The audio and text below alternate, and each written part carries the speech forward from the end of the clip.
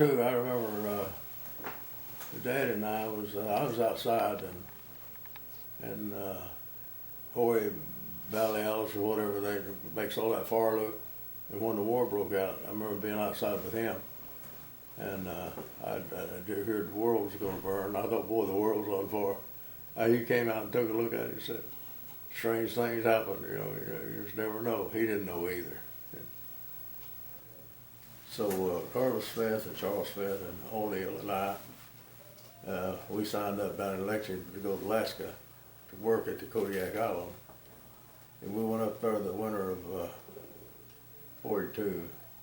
Island Kodiak, every vehicle had chains on, and they were building a naval air station there at Kodiak because the war was already started, it was going on, and they had an island or two. Japs had an island or two there too. I don't remember the islands of them, but they had one.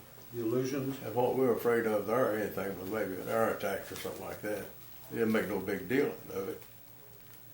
And I remember they'd kill one of them Kodiak bears, and he's about 20 feet long. They had it hold up, so we were working there. Man. And that was backup waters from the Pacific Ocean, and it stayed a little warm. It wasn't frozen around the ocean too much, We were working day and night. And you could just about work as long as you wanted to, and I think that my rate of pay them was 98 cents an hour.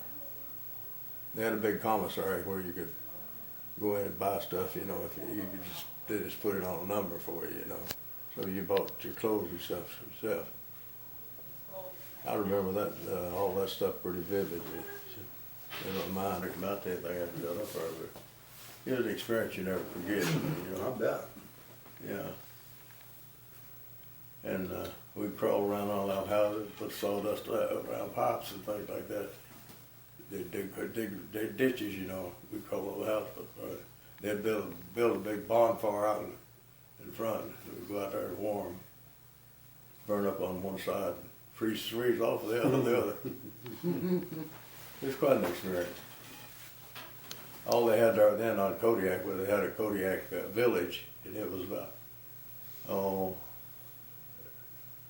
it's 2 or 3 miles there, and 2 or 3 miles to it, but it's just a little village on the side of that inlet there on the Mediterranean. That's quite an experience too.